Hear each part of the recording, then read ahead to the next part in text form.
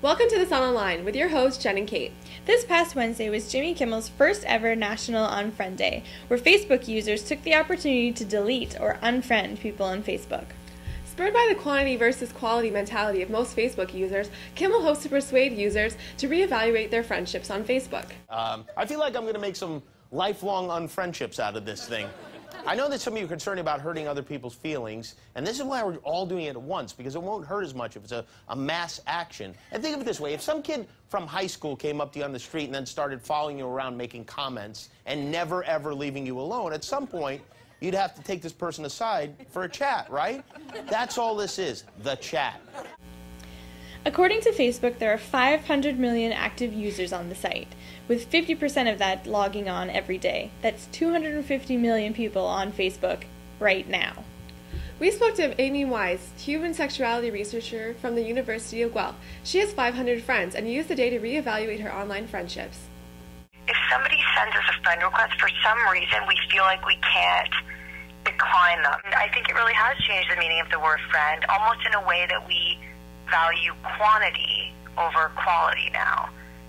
So we think of number of friends versus how close we actually are to the people that we're using that term to describe.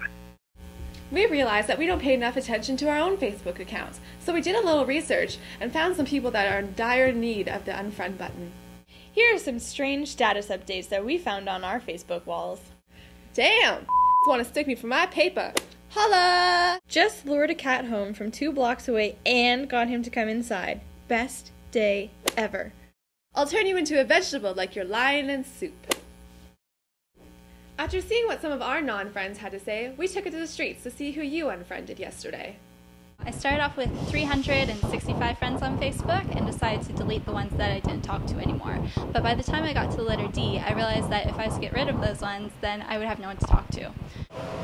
So do you use Facebook? I've stopped using Facebook. And why is that?